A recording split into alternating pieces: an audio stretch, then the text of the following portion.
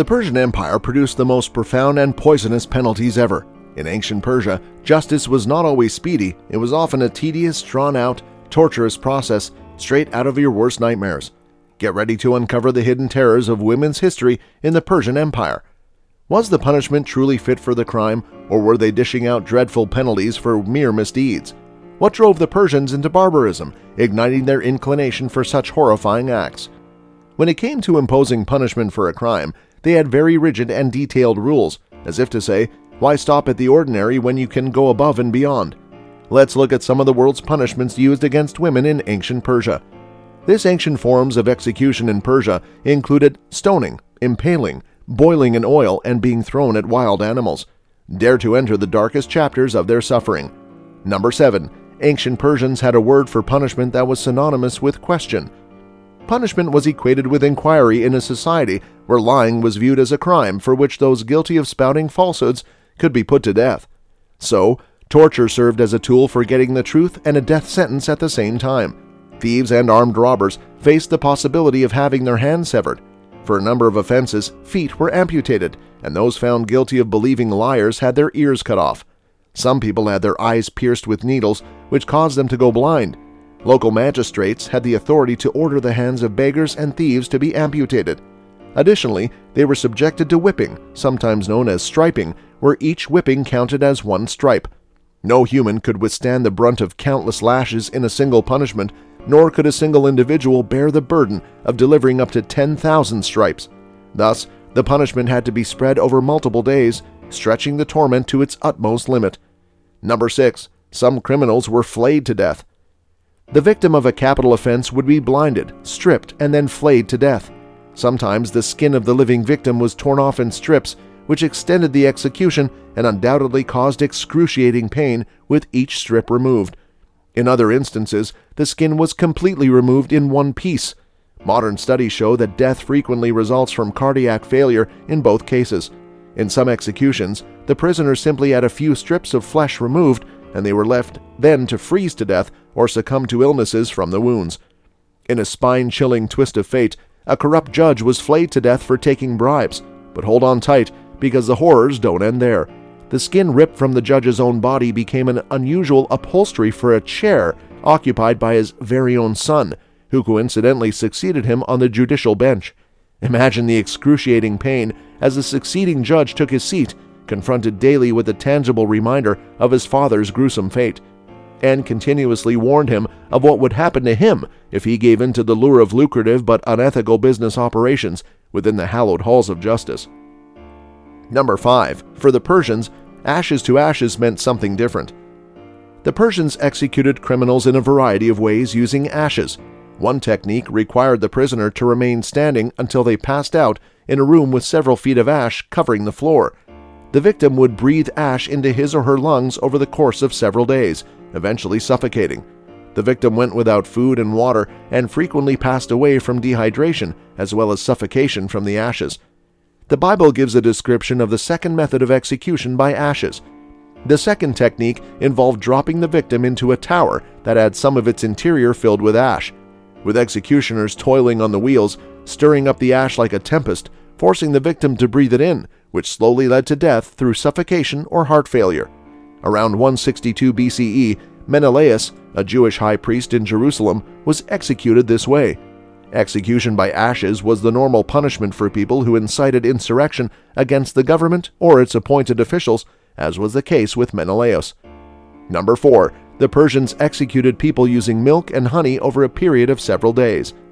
In a startling twist of symbolism, the Christian Bible describes the Promised Land as a plentiful land flowing with milk and honey, whereas the ancient Persians took a completely different approach to these delectable ingredients. The way in which milk and honey were used had nothing to do with fertility or plenty. Milk and honey take a deadly twist here, which makes even cows and bees raise an eyebrow in disgust.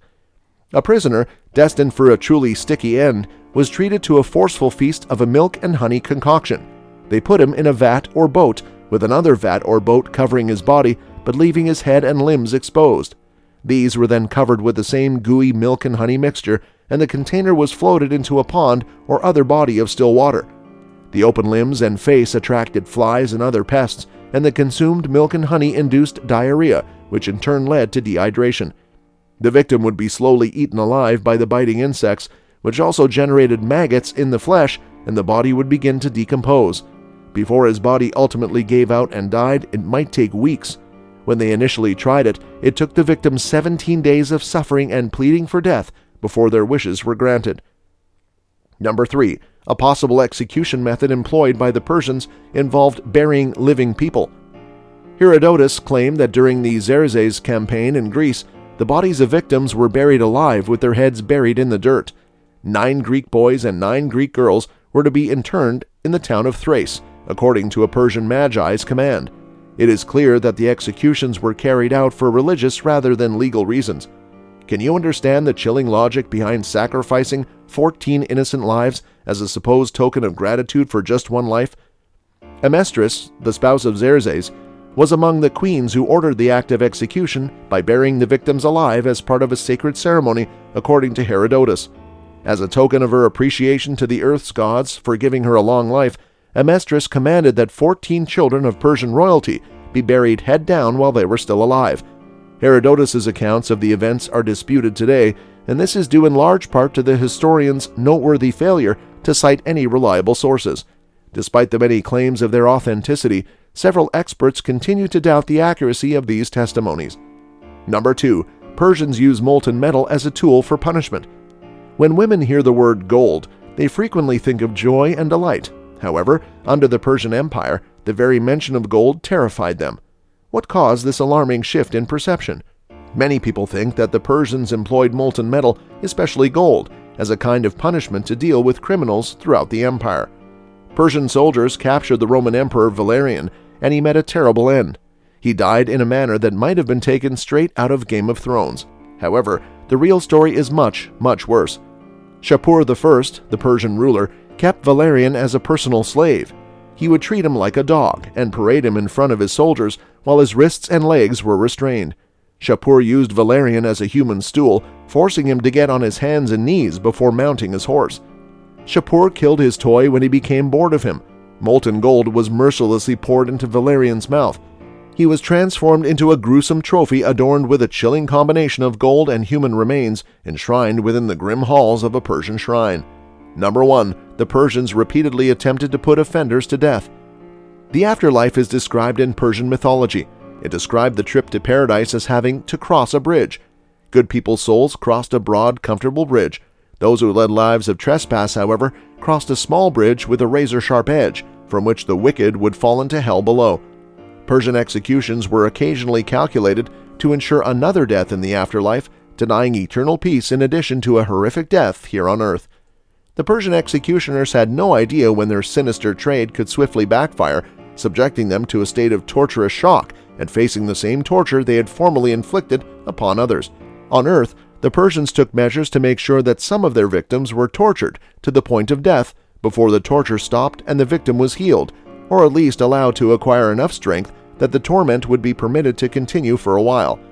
This meant that Persian executioners had to possess a particular level of expertise, and if they were unlucky enough to have their victim pass away too fast in the eyes of the magistrate who ordered the execution, they might even end up facing torture or death. As we reach the end of our journey, one thing remains crystal clear. Perpetrators in the ancient Persian justice system faced punishments of unparalleled pain, immersing them in a realm of unspeakable cruelty. Reflecting on the brutal punishments we've explored, what emotions and thoughts arise within you? Comment below.